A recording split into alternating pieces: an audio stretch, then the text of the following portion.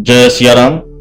श्री राम राम रघुनंदन राम राम, श्री राम राम भरताग्रज राम राम, श्री राम राम रणकर्कश राम राम, श्री राम राम शरणं भव राम राम। भवानी शंकरौ वंदे श्रद्धा विश्वास रूपिणौ, याभ्यां विना न पश्यन्ति सिद्धा स्वान्तस्थमीश्वरम्। अतुलित बलधामं हेमशैलावदेहं तनुजवन कृशाणं ज्ञानिनामग्रगण्यम्, सकल गुण निधानम वानराणामधीशं, रघुपति प्रिय भक्तं वातजातं नमामि।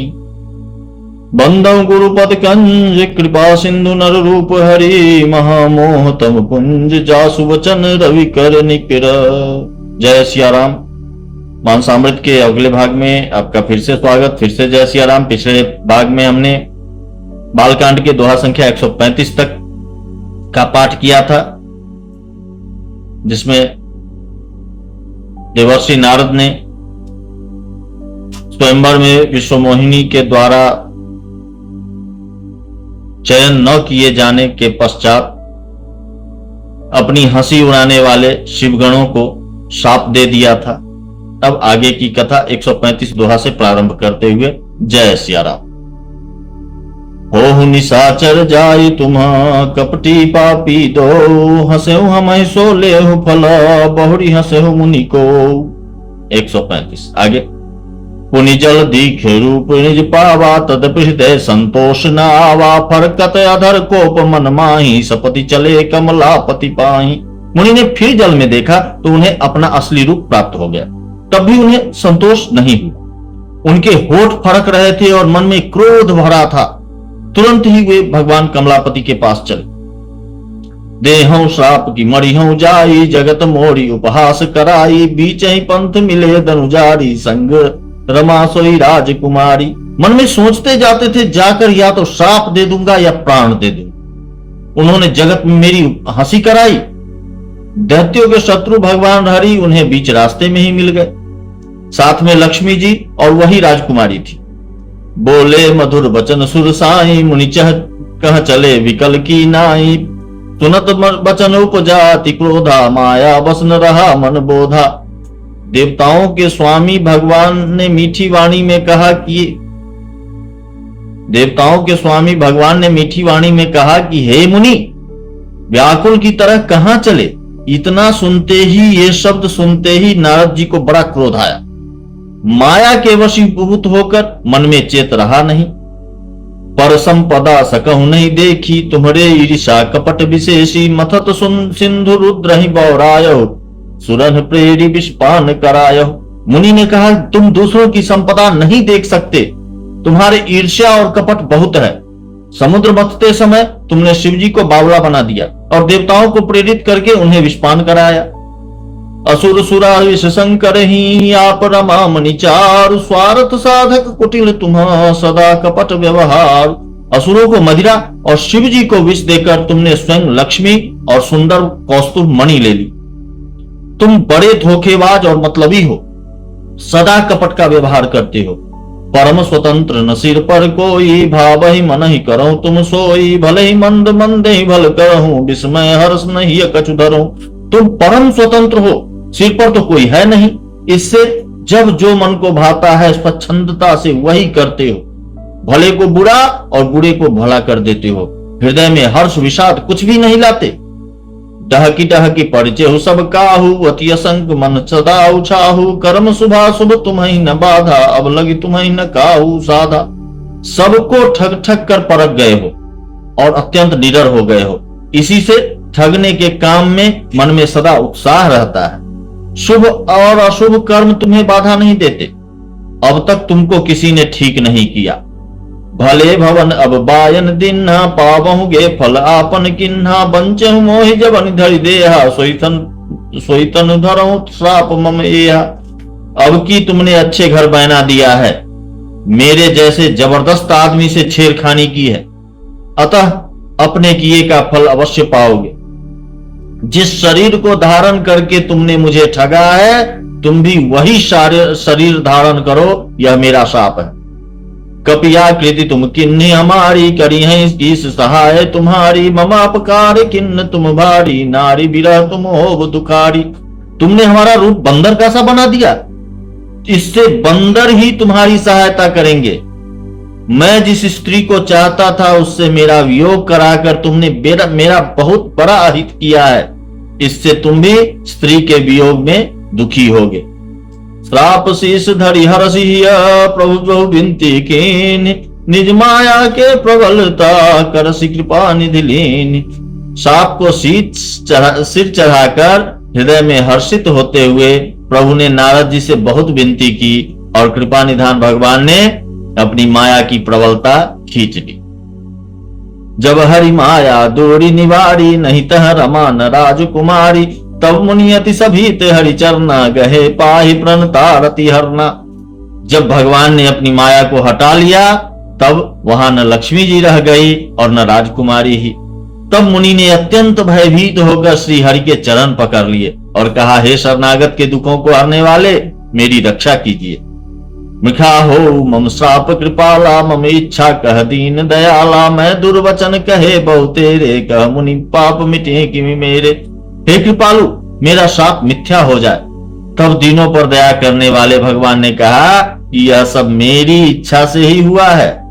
मुनि ने कहा कि मैंने आपको अनेकों खोटे वचन कहे, मेरे पाप कैसे मिटेंगे। जपहु जाई शंकर सतनामा, होहि तुरत हृदय तुरत विश्रामा। कहु नहीं शिव समान प्रिय मोरे, असि परतीत तजहु जनि भोरे। भगवान ने कहा कि जाकर शंकर जी के सतनाम का जप करो, इससे हृदय में तुरंत शांति होगी। शिव जी के समान मुझे कोई प्रिय नहीं है, इस विश्वास को भूलकर भी न छोड़। जही पर कृपा न करहि पुरारी, सो न पाव मुनि भगति हमारी। उर्धरि असु उर्धरि मही विचरहु जाई, अब न तुम्हें माया नियराई। हे मुनि, पुरारी शिव जी जिस पर कृपा नहीं करते वह मेरी भक्ति नहीं पाता। हृदय में ऐसा धारण करके, ऐसा निश्चय करके जाकर पृथ्वी पर विचरो, अब मेरी माया तुम्हारे निकट नहीं आएगी। बहुविधि मुनि प्रबोधि प्रभु, तब भय अंतर्धान। सत्यलोक नारद चले, करत राम गुणगान। बहुत प्रकार से मुनि को समझा बुझाकर ढाढ़स देकर तब प्रभु अंतर्ध्यान हो गए और नारद जी श्री रामचंद्र जी के गुणों का गान करते हुए सत्यलोक यानी ब्रह्मलोक को चले। हरगन मुनि ही जात पथ देखी, विगत मोह मन हर्ष विशेषी। अति सभीत नारद पही आए, गई पद आरत वचन सुनाए। शिव जी के गणों ने जब मुनि को मोह रहित और मन में बहुत प्रसन्न होकर मार्ग में जाते हुए देखा तब वे अत्यंत भयभीत होकर नारद जी के पास आए और उनके चरण पकड़कर दीन वचन बोले। हरगन हम न विप्र मुनि राया, बर अपराध किन्न फल पाया। श्राप अनुग्रह करो कृपाला, बोले नारद दीन दयाला।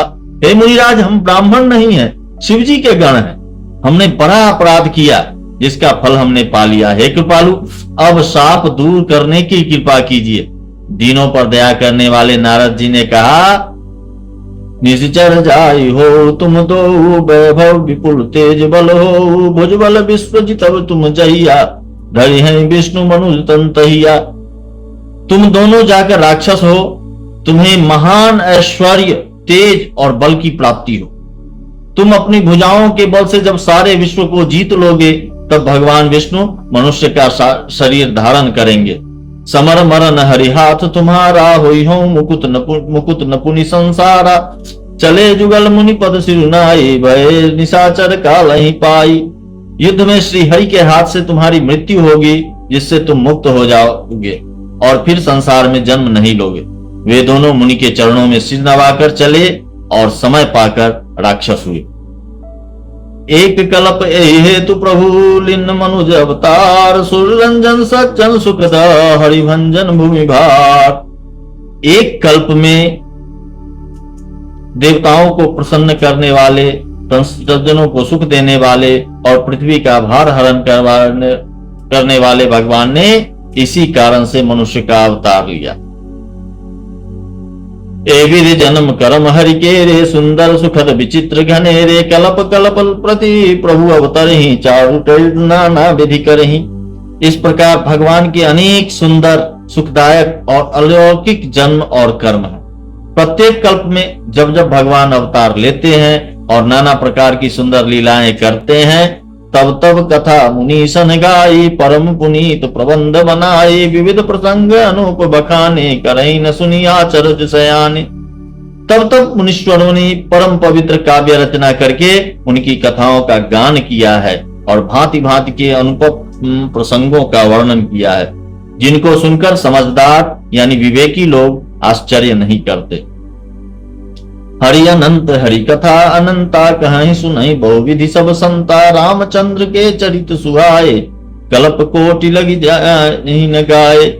श्री हरि अनंत हैं, उनका कोई पार नहीं पा सकता और उनकी कथा भी अनंत है। सब संत लोग उसे बहुत प्रकार से कहते सुनते हैं। श्री रामचंद्र जी के सुंदर चरित्र करोड़ों कल्पों में भी गाए नहीं जा सकते।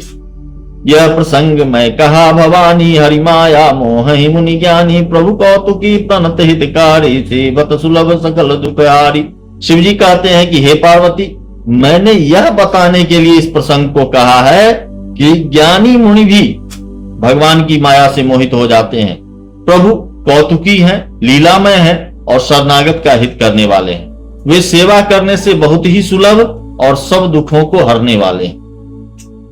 सुर नर मुनि को नाही जहि न मोह माया प्रबल, यस विचारी मन माहि भजिए महामाया पति। देवता, मनुष्य और मुनियों में ऐसा कोई नहीं है जिसे भगवान की महान बलवती माया मोहित न कर। मन में ऐसा विचार कर उस महामाया के स्वामी, उसके प्रेरक श्री भगवान का भजन करना चाहिए। जय सिया राम। ये बालकांड का 140 दोहा। फिर मिलते हैं अगले पाठ में, तब तक के लिए जय सिया राम।